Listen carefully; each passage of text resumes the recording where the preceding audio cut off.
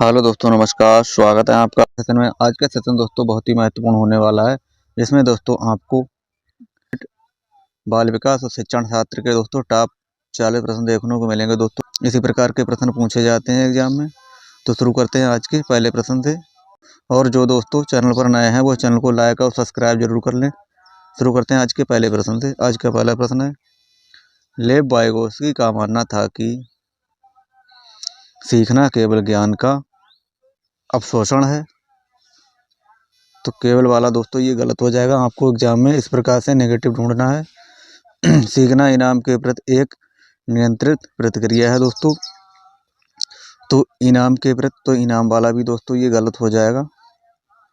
ज्ञान को उनके द्वारा विद्यार्थियों को निष्क्रिय तरीके से प्रस्तुत किया जाता है, तो निष्क्रिय वाला भी ये दोस्तों ये गलत हो जाएगा। आपको पॉजिटिव ढूंढना है। तो पॉजिटिव दोस्तों इसमें क्या हो जाएगा, इसमें होने वाला है दोस्तों, ज्ञान का सह निर्माण उस क्षेत्र में होता है जो बच्चे के स्वतंत्र रूप से कार्य करने व दूसरों की मदद करने में है दोस्तों। तो ऑप्शन नंबर डी इसका सही उत्तर होने वाला है। ऑप्शन नंबर डी इसका सही उत्तर हो जाएगा। प्रश्न नंबर 2 देखते हैं। प्रश्न नंबर 2 है आज का, राष्ट्रीय शिक्षा नीति 2020 पूरे देश के लिए प्राथमिक स्तर पर किस भाषा को निर्देश के माध्यम से प्रस्तावित करती है दोस्तों। हिंदी, अंग्रेजी, संस्कृत, मातृभाषा व घर की भाषा। हाँ दोस्तों, इसी प्रकार के प्रश्न आते हैं। ज़्यादा घबराइए मत, आपका एग्जाम बहुत ही अच्छे नंबरों से दोस्तों पास होने वाला है। तो दोस्तों ये माध्यम से दोस्तों किसी निर्देश माध्यम से प्रस्तावित करती है दोस्तों ये मातृभाषा एवं घर की भाषा को। राष्ट्रीय शिक्षा नीति 2020 पूरे देश के लिए प्राथमिक स्तर पर दोस्तों मातृभाषा के रूप में प्रस्तावित करती है दोस्तों। ऑप्शन नंबर डी इसका सही उत्तर होने वाला है।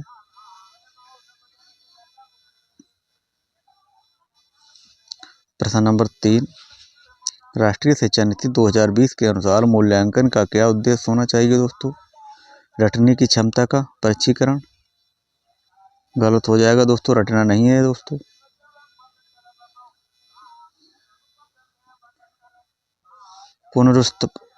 पुनरुत्पादन व याद करने की क्षमता को दोस्तों, ये भी गलत हो जाएगा। बच्चों को सीखने की प्रक्रिया में मदद करना है दोस्तों।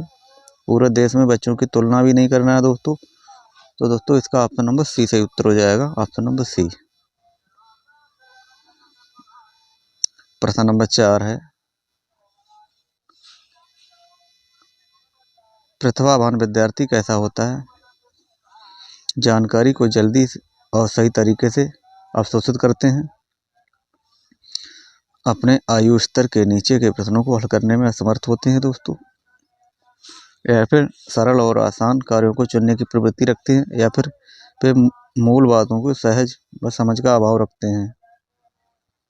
तो इसमें क्या हो जाएगा, प्रतिभावान विद्यार्थी कैसा होता है। तो प्रतिभावान विद्यार्थी दोस्तों कैसा होता है, ये होता है जानकारी को जल्दी और सही करने को से अवशोषित करते हैं दोस्तों। जानकारी को सही और सही तरीके से अवशोषित करते हैं। ऑप्शन नंबर ए इसका सही उत्तर हो जाएगा। प्रश्न नंबर 5, विद्यार्थियों को नए संप्रत्यय पढ़ाते समय शिक्षक को निम्न में से किससे बचना चाहिए। उन्हें दिए गए उदाहरणों में से सामान्य गुण खोजने के लिए, या फिर उस संप्रत्यय से संबंधित गैर उदाहरण प्रस्तुत करें। पहले जटिल अवधारणाओं को प्रस्तुत करें और फिर सरल की ओर बढ़ें। नई जानकारी को पिछले ज्ञान से जोड़ना। प्रश्न नंबर 5, तो दोस्तों प्रश्न नंबर 5 का ऑप्शन नंबर सी, पहले जटिल अवधारणाओं को प्रस्तुत करें और बाद फिर सरल की ओर बढ़ें। इससे दोस्तों शिक्षक को बचना चाहिए। ठीक है दोस्तों, करना क्या चाहिए दोस्तों, पहले सरल फिर जटिल की ओर बढ़ना चाहिए। और दोस्तों ऑप्शन नंबर सी दिया हुआ, पहले जटिल अवधारणाओं को प्रस्तुत करें और फिर सरल की ओर दोस्तों इससे बचना चाहिए। ऑप्शन नंबर सी इसका सही उत्तर हो जाएगा। प्रश्न नंबर 6 दिया हुआ है, निम्नलिखित में से कौन सा कथन आंतरिक प्रेरणा का उदाहरण है। मुझे पढ़ाई करनी चाहिए क्योंकि यह संप्रत्यय की समझ बनाने के लिए जरूरी है, या फिर मुझे शिक्षक द्वारा दंड से बचने के लिए अध्ययन करना चाहिए, या फिर सी मुझे प्रतियोगिता में प्रथम स्थान प्राप्त करने के लिए या फिर मुझे अपने साथियों की प्रशंसा का प्रभुत्व प्राप्त करने के लिए अध्ययन करना चाहिए। प्रश्न नंबर 6, तो क्या करना चाहिए दोस्तों? आंतरिक प्रेरणा का उदाहरण कौन सा हो जाएगा? तो दोस्तों ये हो जाएगा मुझे पढ़ाई करनी चाहिए, क्योंकि ये सामर्थ्य की समझ बनाने के लिए बहुत जरूरी है। दोस्तों ऑप्शन नंबर ए इसका सही उत्तर हो जाएगा। एक प्रश्न बहुत ही महत्वपूर्ण है, इसे दोस्तों देखना बिल्कुल ना भूलें। प्रश्न नंबर 7 क्या है? प्रश्न नंबर 7 है, निम्न में से बच्चे के प्राथमिक सामाजिकरण की संस्था कौन सी है? किताबें और पत्रिकाएं, मीडिया, धार्मिक संस्थान या फिर परिवार? प्रश्न नंबर 7, तो प्राथमिक सामाजिकरण की संस्था दोस्तों कौन सी हो जाएगी? तो दोस्तों ये हो जाएगा दोस्तों ये परिवार। ऑप्शन नंबर डी परिवार इसका सही उत्तर हो जाएगा।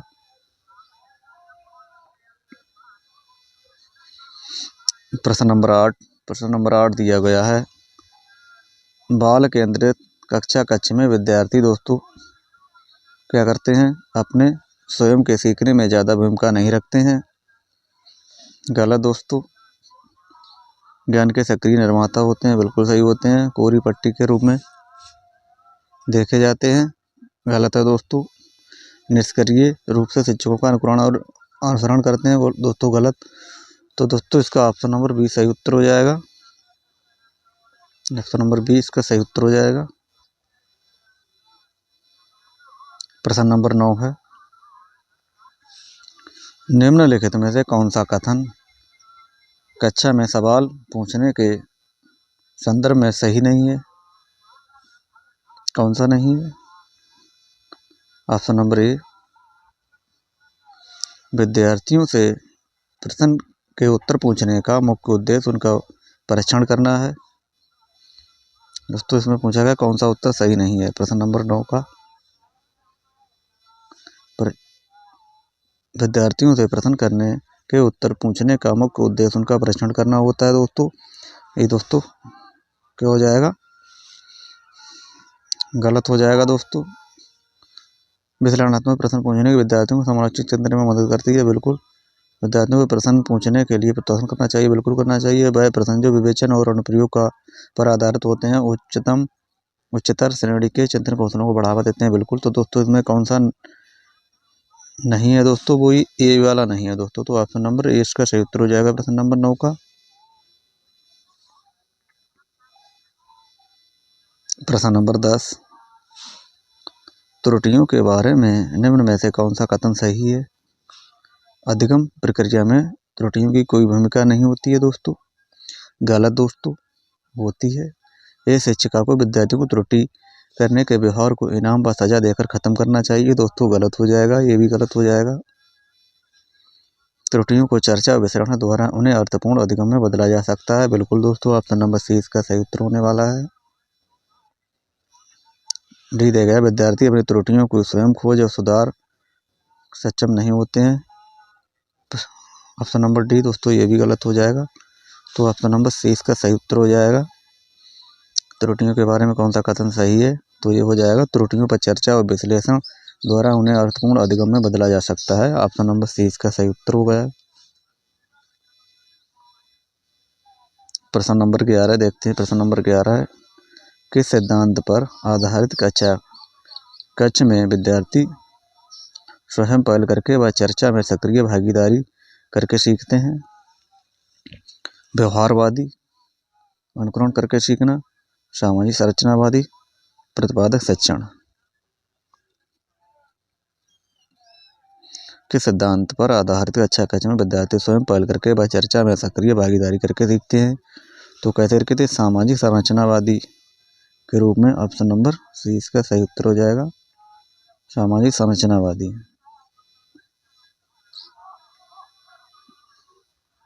प्रश्न नंबर 12, निम्नलिखित में से कौन सा बाह्य अप्रेरणा का उदाहरण नहीं है? दंड से बचने के लिए गृह कार्य करना, दंड से बचने के लिए गृह कार्य करना, ज्ञान प्राप्त करने के लिए वाद विवाद समूह में शामिल होना, प्रतियोगिता जीतने के लिए शतरंज सीखना, साथियों को प्रभावित करने के लिए नृत्य में भाग लेना। तो दोस्तों कौन सा बाह्य प्रेरणा का उदाहरण नहीं हो जाएगा? तो दोस्तों ये हो जाएगा ज्ञान प्राप्त करने के लिए वाद विवाद समूह में शामिल करना। ऑप्शन नंबर 20 का सही उत्तर हो जाएगा।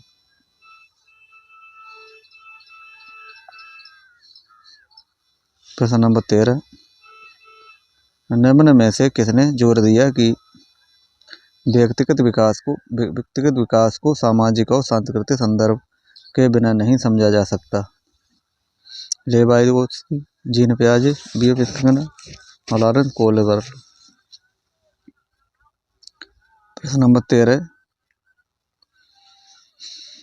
तो सामाजिक और सांस्कृतिक संदर्भ के बिना नहीं समझा जा सकता दोस्तों, ये किसने जोर दिया था? तो ये दिया था लेव वाइगोत्स्की। ऑप्शन नंबर ए इसका सही उत्तर हो जाएगा। प्रश्न नंबर 14 है, प्रश्न नंबर 14 दिया गया है,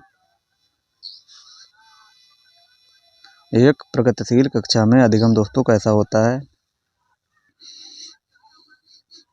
अंतःक्रिया व संवाद द्वारा होता है, शिक्षकों से अधिगमकर्ताओं द्वारा एक तरफा प्रसारण करने के रूप में होता है, निष्क्रिय या फिर केवल अधिगमकर्ताओं की जिम्मेदारी व शिक्षकों की कोई भूमिका नहीं होती। एक प्रगतिशील कक्षा में दोस्तों अधिगम कैसा होना चाहिए? तो दोस्तों ये होना चाहिए किस प्रकार, अंतःक्रिया व संवाद द्वारा होता है दोस्तों। ऑप्शन नंबर ए इसका सही उत्तर हो जाएगा।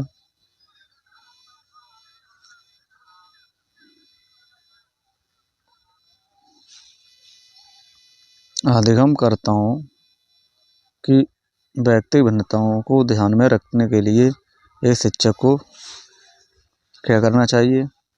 अधिगमकर्ताओं के पूर्व ज्ञानों की उपेक्षा करनी चाहिए? बिल्कुल दोस्तों नहीं करनी चाहिए। अधिगमकर्ताओं के पूर्व अनुभवों को शामिल कर उनका संचय करना चाहिए बिल्कुल। अधिगमकर्ताओं के आकलन से एक समान तरीके नहीं दोस्तों। ऑप्शन नंबर डी, सभी अधिगमकर्ताओं के लिए मानकीकृत पाठ्यक्रम लागू करना, ये भी दोस्तों गलत हो जाएगा। तो दोस्तों ऑप्शन नंबर 20 का सही उत्तर हो जाएगा। अधिगमकर्ताओं के पूर्व अनुभवों को शामिल कर उनका संचय करना चाहिए। ऑप्शन नंबर 20 का सही उत्तर हो जाएगा। प्रश्न नंबर 16 है,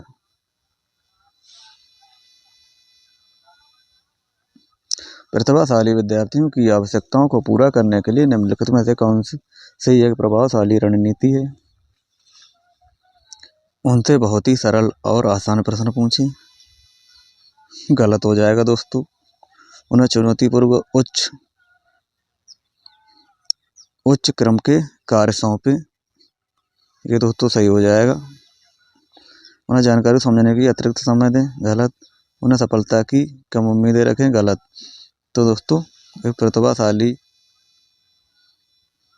विद्यार्थियों की आवश्यकता पूरा करने के लिए उसे चुनौतीपूर्ण और उच्च क्रम के कार्य सौंपें। ऑप्शन नंबर 20 का सही उत्तर हो जाएगा। प्रश्न नंबर 17 है दोस्तों, सीखने के लिए संरचनात्मक उपागम के द्वारा निम्नलिखित में से किसे बढ़ावा देना चाहिए दोस्तों? सीखने के लिए संरचनात्मक उपागम के द्वारा निम्नलिखित में से किसे बढ़ावा दिया जाता है दोस्तों? प्रतिपादक शिक्षण को, पूछताछ आधारित शिक्षा को, शिक्षण की व्याख्यान विधि को, या फिर रटकर याद करना।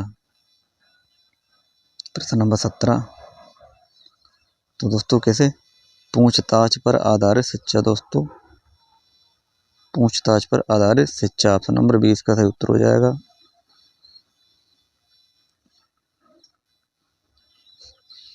प्रश्न नंबर 18 है, निम्नलिखित में से विकास के बारे में कौन सा कथन सही नहीं है?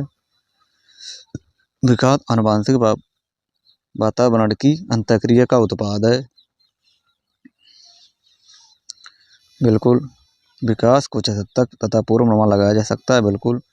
विकास की दर समान और सार्वभौमिक है, ये दोस्तों नहीं, गलत हो जाएगा दोस्तों। विकास सामान्य से विशिष्ट की ओर होता है, बिल्कुल होता है दोस्तों। तो ऑप्शन नंबर सी इसका सही उत्तर हो जाएगा। ऑप्शन नंबर सी।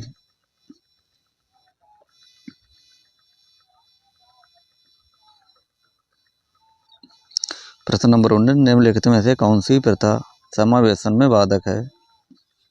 कक्षा का अनुशासन एक दूसरे के लिए परस्पर सम्मान पर आधारित होता है। सामग्री को केवल दोस्तों विद्यार्थियों की जरूरतों को पूरा करने के लिए दोस्तों ऑप्शन नंबर 20 का सही उत्तर हो जाएगा। दोस्तों ये बाधक हो जाएगी दोस्तों, और दोस्तों ये सही होने वाला है। शिक्षा छात्र सभी विद्यार्थियों की भागीदारी को प्रस्तुत करता है, बिल्कुल। ऑप्शन नंबर डी, विद्यार्थियों को अधिगम के व्यक्तिगत लक्ष्यों को पूरा करने के लिए समर्थन देना चाहिए, बिल्कुल दोस्तों देना चाहिए। तो ऑप्शन नंबर 20 का सही उत्तर हो जाएगा दोस्तों, ये बाधक हो जाएगा। ऑप्शन नंबर 20 का सही उत्तर हो जाएगा। प्रश्न नंबर 20 है, मध्य बाल अवस्था का काल क्या है? जन्म से 5 वर्ष, जन्म से 8 वर्ष, या फिर 6 से 11, या 11 से 11 वर्ष और उससे अधिक। प्रश्न नंबर 20, तो ये क्या हो जाएगा? 6 से 11 वर्ष। ऑप्शन नंबर सी इसका सही उत्तर हो जाएगा।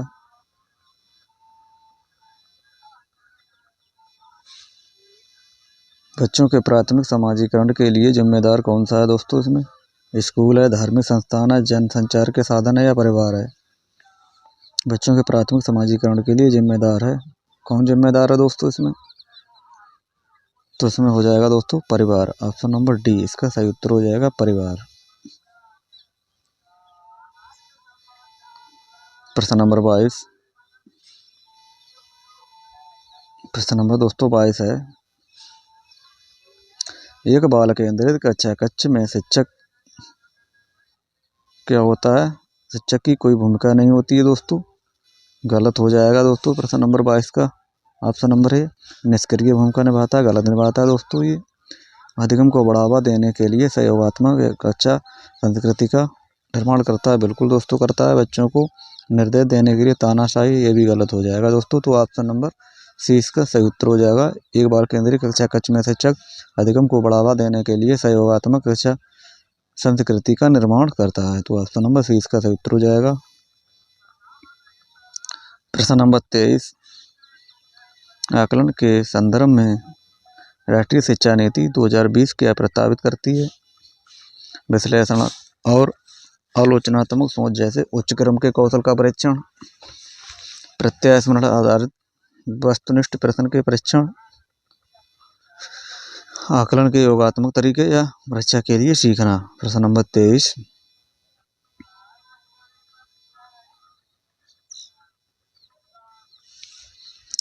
तो आकलन के संदर्भ में राष्ट्रीय शिक्षा नीति 2020 क्या प्रस्तावित करती है दोस्तों? ये करती है विश्लेषण और आलोचनात्मक सोच जैसे उच्च क्रम के कौशल का परीक्षण। प्रश्न नंबर 23 का ऑप्शन नंबर ए सही उत्तर हो जाएगा। प्रश्न नंबर 24, निम्नलिखित में से किसे एक शिक्षिका द्वारा बढ़ावा दिया जाना चाहिए? महारत हासिल करने की दिशा में उन्मुख लक्ष्य, या फिर परिहार उन्मुख महारत लक्ष्य, प्रदर्शन की दिशा में उन्मुख लक्ष्य, या परिहार उन्मुख प्रदर्शन लक्ष्य। तो किसे बढ़ावा देना चाहिए? महारत हासिल करने की दिशा में उन्मुख लक्ष्य। ऑप्शन नंबर ए इसका सही उत्तर हो जाएगा।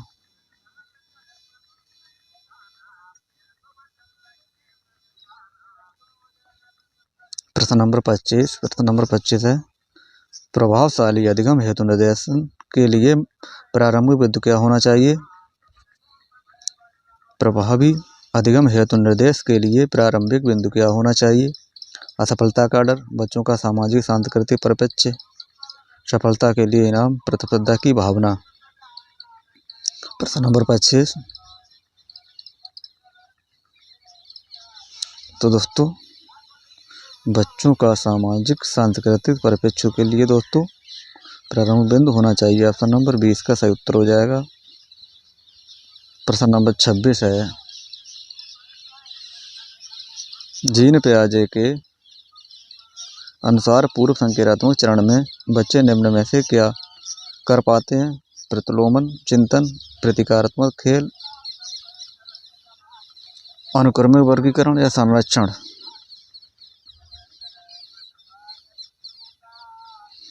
तो जीन पियाजे के अनुसार पूर्व संक्रियात्मक चरण में बच्चे निम्न में से क्या कर पाते हैं दोस्तों? ये प्रतीकात्मक दोस्तों खेल कर पाते हैं। ऑप्शन नंबर बी इसका सही उत्तर हो जाएगा। प्रश्न नंबर 27 है, निम्नलिखित में से कौन सी अभिवृत्ति एक प्रगतिशील कक्षीय माहौल के अनुसार नहीं है? निर्णय निर्धारण में बच्चों की सहभागिता, भयमुक्त अधिगम वातावरण की संरचना, विद्यार्थियों की व्यक्तिगत भिन्नताओं का ध्यान रखना, अध्यापक द्वारा बाह्य अनुशासन कायम रखना। तो दोस्तों क्या करना चाहिए? ये होना चाहिए अध्यापक द्वारा बाह्य अनुशासन कायम करना। ऑप्शन नंबर डी इसका सही उत्तर हो जाएगा।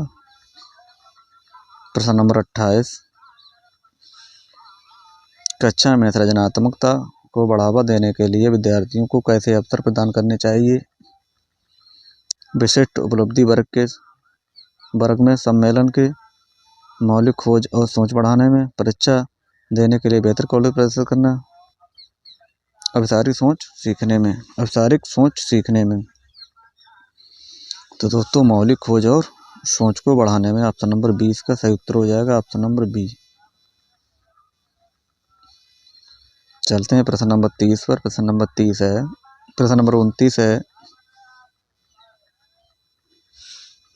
ये कक्षा में बच्चों के असफलता के भय को दूर करना क्यों जरूरी है?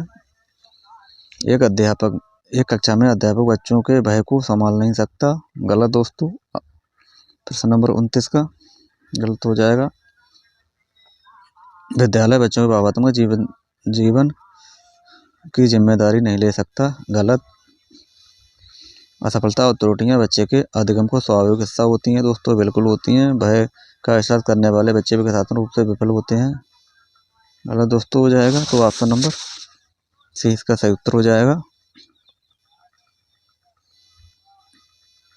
प्रश्न नंबर 30, शिक्षिका कक्षा में सकारात्मक रूप से सीखने का वातावरण किस प्रकार सुनिश्चित कर सकती है? एक तय निर्धारित समय सारणी का अनुपालन करके, पुरस्कार व सजा का प्रयोग करके, बच्चों को अनुशासित रखते, बच्चों के संवेगों को सीखने की प्रक्रिया का हिस्सा बनाकर, बच्चों की क्षमता के आधार पर उनका विभेदीकरण व अलग अलग समूह बनाकर। तो शिक्षिका कक्षा में सकारात्मक सोच से सीखने का वातावरण किस प्रकार सुनिश्चित करती है? तो दोस्तों किस प्रकार करती है? बच्चों के संवेगों को सीखने की प्रक्रिया का हिस्सा बनाकर। ऑप्शन नंबर सी इसका सही उत्तर हो जाएगा। प्रश्न नंबर 31, निम्नलिखित में से कौन सा कथन सही है? विकास क्रमबद्ध नहीं होता है।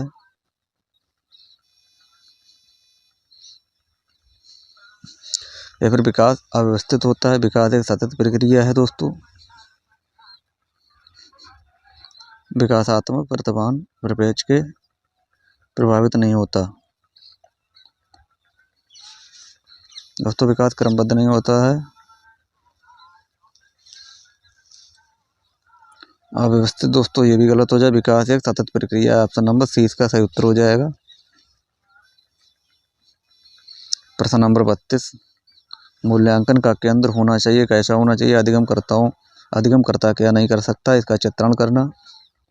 गलत दोस्तों। कक्षा के दूसरे बच्चों की तुलना भी दोस्तों नहीं करना चाहिए। लेबलिंग भी नहीं करना चाहिए दोस्तों। क्या करना चाहिए दोस्तों? इसमें अधिगमकर्ता क्या और कैसे सीख सकता है, इसका वर्णन करना। ऑप्शन नंबर डी इसका सही उत्तर हो जाएगा। प्रश्न नंबर 33, गति दिव्यांगता वाले विद्यार्थियों का सफल समावेशन सुनिश्चित करने के लिए निम्न में से किससे बचना महत्वपूर्ण है? प्रश्न नंबर 33, तो किसने ऊपरी मंजिल पर कक्षा, पुस्तकालय और प्रयोगशालाओं का आवंटन करना। ऑप्शन नंबर ए इसका सही उत्तर हो जाएगा। प्रश्न नंबर 34, एक संप्रदाय को पढ़ाने के लिए एक शिक्षक को निम्नलिखित में से किस से प्रयोग से बचना चाहिए? प्रश्न नंबर 34, तो उस संप्रदाय के लिए असतत उदाहरण से। ऑप्शन नंबर बी इसका सही उत्तर हो जाएगा। Option number B. प्रश्न नंबर 34 का ऑप्शन नंबर बी सही उत्तर हो जाएगा। प्रश्न नंबर 35, भाषा विकास के संदर्भ में संवेदनशील अवस्था कौन सी है? जन्म पूर्व का समय, प्रारंभिक बाल्यावस्था, मध्य बचपन या युवावस्था। तो दोस्तों ये क्या हो जाएगा? ऑप्शन नंबर 20 का सही उत्तर हो जाएगा प्रारंभिक बाल्यावस्था। प्रश्न नंबर 36 प्रश्न नंबर 36 है, एक प्रगतिशील कक्षा में कौन सा विकल्प सार्थक शिक्षण को बढ़ावा देने के लिए व्यक्तिगत अधिगम विधि का उदाहरण है? तो ये कौन सा हो जाएगा? मौखिक दंड का। प्रश्न नंबर 36 का ऑप्शन नंबर डी, केवल अधिगम का मूल्यांकन के स्थान पर अधिगम के मूल्यांकन पर बल देकर। ऑप्शन नंबर डी इसका सही उत्तर हो जाएगा। प्रश्न नंबर 37, शिक्षार्थियों को किस प्रकार के लक्ष्य निर्धारित करने के लिए प्रोत्साहित किया जाना चाहिए? पूर्णता, अभिमुखी लक्ष्य, असफलता से बचने वाले लक्ष्य, असफलता स्वीकार लक्ष्य, आत्म पराजित लक्ष्य। प्रश्न नंबर 37 तो कैसे? पूर्णता, अभिमुखी लक्ष्य। ऑप्शन नंबर ए इसका सही उत्तर हो जाएगा। प्रश्न नंबर 38, बच्चे किस शिक्षा शास्त्र द्वारा सबसे अधिक अर्थपूर्ण अधिगम करते हैं? A B C D 4 option दिए गए हैं। आपको इन ऑप्शनों में से कौन सा उत्तर सही हो जाएगा आपको बताना है। प्रश्न नंबर 38 का तो ये जब वे कार्य और क्रियाकलापों में सक्रिय क्रियाशील से भाग लेते हैं। ऑप्शन नंबर सी इसका सही उत्तर हो जाएगा। प्रश्न नंबर 39 इनमें से कौन सा अध्यापक द्वारा पाठ का उदाहरण नहीं है?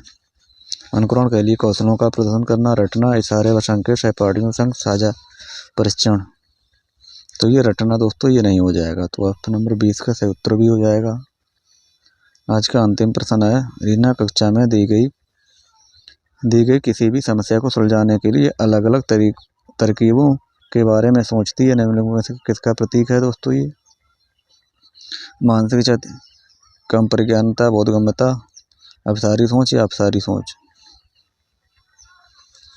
प्रश्न नंबर 40 तो ये अपसारी सोच का ऑप्शन नंबर डी इसका सही उत्तर हो जाएगा दोस्तों।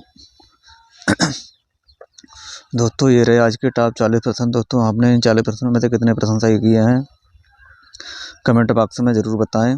और आज का सेशन दोस्तों कैसा लगा है कमेंट बॉक्स में दोस्तों ज़रूर बताएं। जो चैनल पर नए हैं वो चैनल को लाइक और सब्सक्राइब जरूर कर लें। आज के लिए बस इतना ही, मिलते हैं दोस्तों कल, तब तक के लिए दोस्तों धन्यवाद।